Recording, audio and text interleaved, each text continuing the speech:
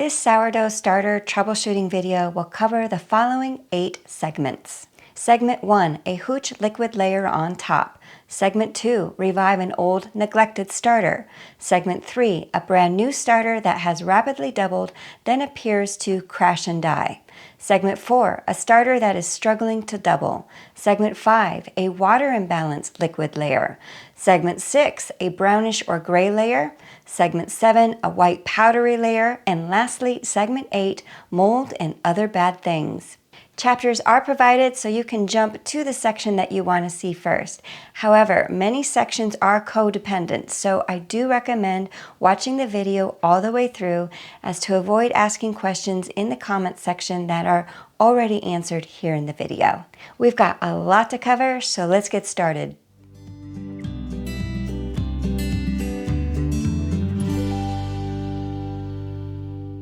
Segment 1, a Hooch liquid layer on top.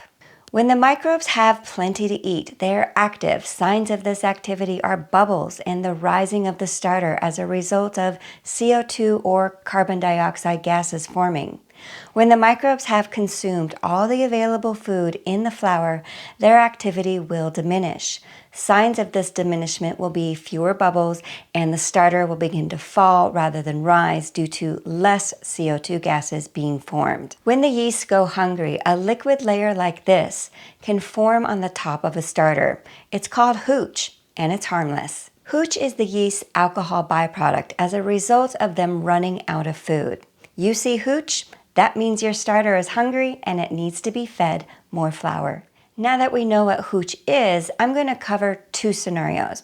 What to do when hooch forms really quickly, such as in a matter of days, and alternately, when hooch forms after neglecting a starter for a long period of time, such as not feeding it for weeks or months, let's say like when stored in the refrigerator. I'll address the scenario of a rapid hooch development first. If your starter is developing a hooch layer quickly, for example, you feed it and by the next day a hooch layer has already developed, that signifies overactivity, meaning the yeasts are plowing through the food source and then entering a state of hungry at an extremely rapid rate. The starter either needs to be fed more often, the yeast activity slowed down, or both. You can try the following methods and see which one your starter responds to best. More frequent feedings will help prevent the starter from running out of food. You can pour the hooch off and stir it back in. For an already mature and active starter, first save about 25 grams and discard the rest. To that 25 grams of starter, feed it 50 grams of flour and 50 grams of water. Mark it with a rubber band and keep an eye on it. Watch for when it looks like it's going to peak in its rise, which is the maximum it will rise before it begins to deflate. Usually you get a window of a couple of hours at this peak, so don't worry, you don't have to watch it minute by minute. Then feed it again with the same method and quantity. You can do this in the morning and again in the evening. The key is to feed it before it begins to fall after that peak rise, since falling signifies the yeasts have run out of food. Remember, a hungry starter is what causes the hooch layer. So over a matter of days, or perhaps more time since every starter can be different, the twice-a-day feedings should balance out the microbes and the fast hooch development resolves itself. Watch my video on why discarding is a good thing for your starter if the idea of it seems wasteful to you. The other option is to try slowing down the yeast activity. Warm temperatures speed up microbe activity and cool temperatures slow it down. So if the yeasts are in hyperdrive with the rate of food consumption and a second feeding isn't resolving the issue, try moving the starter to a cooler location. You may have to play around with different cooler temperatures to find that perfect match for your hyperactive starter. I believe the perfect temperature window is between 79 and 82 or 26 and 28 Celsius. Additionally, you can try using very cold water during the feedings to help slow it down. The second scenario is a hooch layer, one that has developed on a mature yet neglected starter. I will cover that in the following segment. Segment 2, how to revive a mature yet neglected starter that has a hooch layer. This is a mature sourdough starter that I kept in the refrigerator for 2 months without feeding it. It took several weeks to a month to develop that hooch layer that you see here.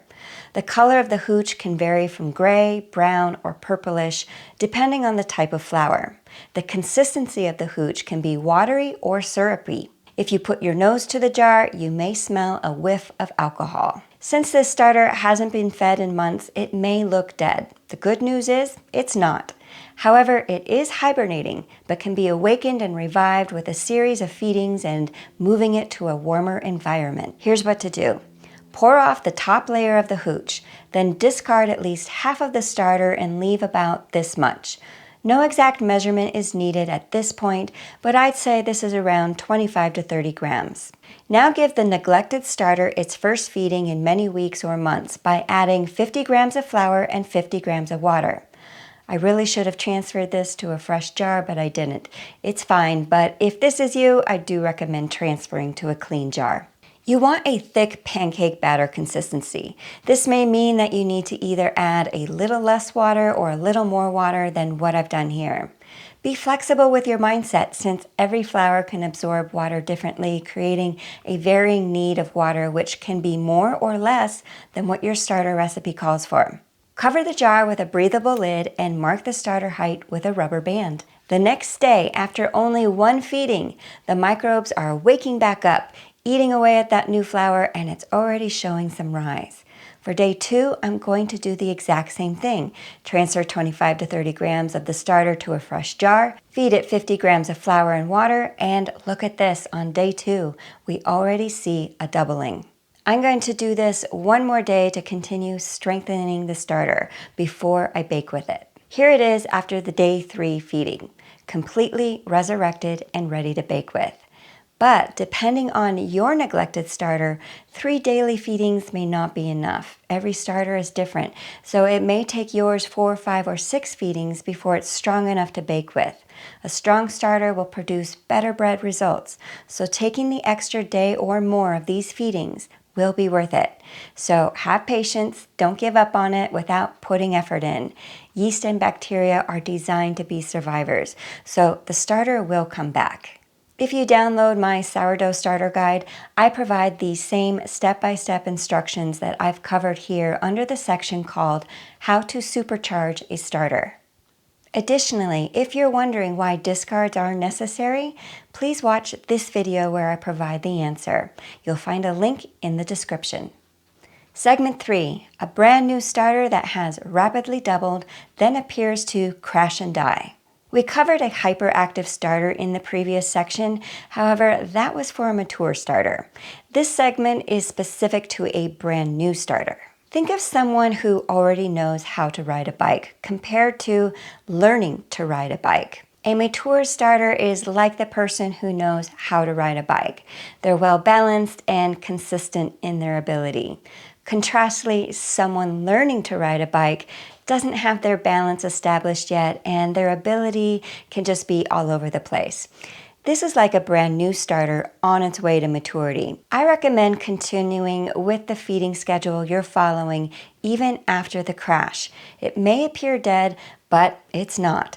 The microbes in the new developing starter can be erratic until the balance and consistency of the microbe population develops, which takes time and regular feedings. So have patience and keep the course. In most cases, the starter will make a comeback within 2 to 4 days, continuing the feeding schedule, providing the starter is in an optimal temperature range. Additionally, let me add this note. Yes, you want doubling or tripling eventually, but not by day 2 or 3 in the life of a brand new starter because the new starter's microbe culture is still unstable. Therefore, make sure the starter is in an environment not above 85 degrees Fahrenheit, 26 Celsius, since heat speeds up the microbe activity, and in this case, you want to curb the hyperactivity into, air quote, normal activity. This will help stave off the early crash and burn effect, so to speak. Segment 4, a starter that is struggling to double. First, regarding a mature starter that has bubbles and shows signs of activity but is struggling to double 8 to 12 hours after being fed, this is most likely a food issue, meaning the microbes need more fuel to create the rise. Or the environmental temperature is too cool. Remember from the previous section, cool temperatures slow down microbe activity. And believe it or not, the 70s may actually be too cool. Let's take a look at the food situation first. Let's say you have 50 grams of starter and you feed it equal parts 50 grams of flour and 50 grams of water. Equal parts starter, flour, and water is known as a 1:1:1 ratio. Not all the time, but sometimes this 1:1:1 ratio is too low and the microbes aren't getting enough food. Here's what I recommend.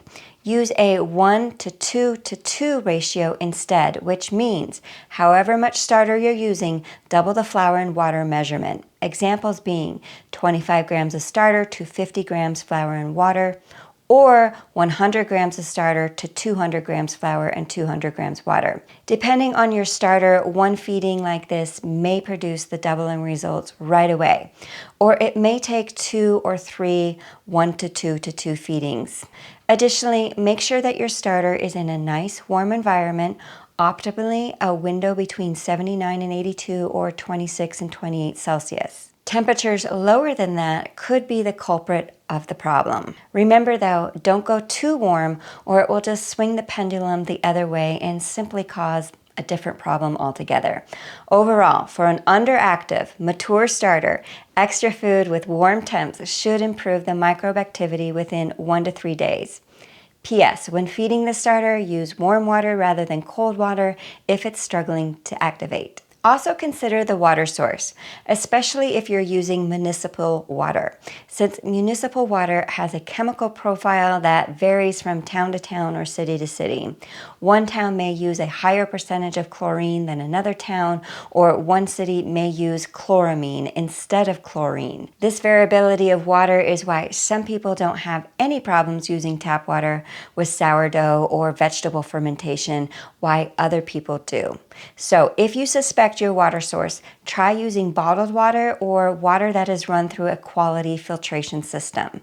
See if that makes a difference. If your brand new starter is struggling to activate, I'm going to offer 2 of the same points of advice just given. First and foremost, make sure the starter is in the optimum temperature window. Temperature truly can make or break a starter. Secondly, consider the source of the water and the temperature of the water during feedings. The starter will prefer warm water over that cold water if it's struggling to activate. Thirdly, an added source of fruit on the onset of day 1 creating a new starter can also help if temperatures and water are not resolving the issue. I will not be giving this fruit method protocol, but I will recommend this video by Nicole Jolly on her channel, True Food TV. She does an excellent job demonstrating the fruit protocol when creating a brand new starter. I'll also provide a link in the description for you to find that video easily. Segment 5, a water imbalance liquid layer. Moving on to another type of liquid layer that is not hooch, water separation. Although a hooch liquid layer is often the case, it's not absolute. A plain old water separation can signify either more water was added to the starter than what the flour could absorb, also called overhydration, and or the starter is weak, meaning it has low levels of good active microbes. The question is, how do you know if you've got yourself hooch or a water separation? To start the process of diagnosing the liquid layer situation, ask this question. When did the liquid layer form? Hooch will form only on top of a starter and after there is bubble activity followed by a rise and fall of the starter. If I've lost you on this, go back and watch segment 1 where I further explain hooch and why it forms. Contrastly, if the answer is that there were no active bubbles and no rise and fall, then that top layer is water separation caused by too much water being added to the starter. Typically, I see this with a brand new starter. I was able to create this scenario for the sake of demonstration. I started a new starter last night and deliberately added too much water to the whole wheat flour. By morning, this water layer formed over the top. The starter was just put together 12 hours ago, so there's been no time for yeast microbes to significantly develop in order to create hooch. And without yeast development to generate bubbles followed by a rise and fall, all the evidence points to this liquid layer being a water separation caused by overhydration. I will resolve the issue by pouring off the excess water and adjusting how much is added with the next feeding. It's as simple as that. If the liquid separation develops in the middle or the bottom of the starter about 6 to 24 hours after feeding a new starter, again that means too much water was added and it is overhydrated. To remedy the water imbalance, simply dial back the water with the next feeding. Alternatively, if the water separation occurs in the middle or the bottom with an aged starter, not having recently fed it, perhaps it's been stored in the refrigerator for some time, that means the starter is weak due to a microbial imbalance going on inside the jar with some not so good microorganisms. It's probably on its way to spoiling, so the best thing to do is toss it and create a new starter. Please allow me to take a brief moment before we move on to segment 6. If you're getting value from this mega video on sourdough starter troubleshooting, I would so appreciate it if you bought me a cup of tea. Your $5 donation would help me continue making free content like this to help you and others on this sourdough journey. With that said, let's move on to the next segment. Segment 6, a brownish or gray layer. If you're using a whole grain flour for your starter, such as whole wheat, rye, or einkorn, perhaps a gray or brown layer has formed on the upper section, or even a brown or gray crust on the top. I learned from Caitlin Fenley what this was all about. Let me share with you what she had to say about this matter in her own words. With both whole grain and white flour starters, hooch is produced by the microbes. The color of hooch depends on the color of the flour. You get a liquid hooch layer on the top of white flour starters because white flours do not contain the wheat germ and bran. Without the germ and the bran, the flour does not absorb or hold much liquid. The germ and the bran that are present in whole grain flour can absorb much more liquid than white flour made from only the endosperm. The bran in the whole grain flour is also rich in a compound called pentosands. Pentosands can absorb up to 15 times their weight in water, or hooch. Any hooch produced in whole grain flour starters is essentially reabsorbed into the flour. So your dry hoochish colored layer on whole grain flours is essentially hooch that has just been absorbed back into the flour. Thank you, Caitlin, for your explanation. So that's what it is, and it's not harmful. Simply scrape or lift off the top layer and use the fresh, perfectly good starter below. Segment 7, a white powdery layer. What is this thin, white, powdery layer on top of my starter?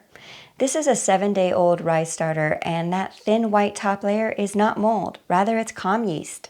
You can identify calm yeast based on these characteristics. A calm yeast layer is uniform. It will cover the entire surface like a blanket. A calm yeast layer is powdery light, very thin. A calm yeast layer is white in color or at least whitish. A calm yeast layer has no foul odor. If this were mold development, it would be non-uniform, such as growing in the form of dots or splotches. It would be variable in textures, such as being lumpy, bumpy, or fuzzy. Mold will grow in colors such as gray, black, pink, green, yellow. In the next segment, I will show examples of mold. If you have what is seen here with the calm yeast characteristics, simply scrape off the top layer and continue using the starter below as normal, since calm yeast is harmless. Segment 8, mold and other bad things. Let's take a look at some examples of mold and other bad things. As mentioned in the previous segment, mold will have at least one or a combination of these characteristics. It will grow non-uniform, for example, in the form of dots, splotches, or on various parts of the starter or jar. Mold can be in variable textures, such as being lumpy, bumpy, or fuzzy. Mold can grow in colors such as gray, black, pink, green, white, red, or yellow. If you have any of these mold characteristics, Toss your starter and create a new one. Here's an example of a weird slime. It's not hooch, but rather genuine slime with some not so right whitish colors in there. Throw a slimy starter away and create a new starter from scratch. It's impossible for me to cover every single sourdough starter funk or troubleshooting issue that exists, but I think I got the main ones. I hope you found answers to your questions. And don't forget to check out all of the videos in my sourdough playlist right here, including how to make a sourdough bread for beginners, step by step, and to learn why discarding is necessary in creating a healthy sourdough starter, watch this video right here. Happy sourdough starter making and bread baking. I'll see you next time. Bye for now.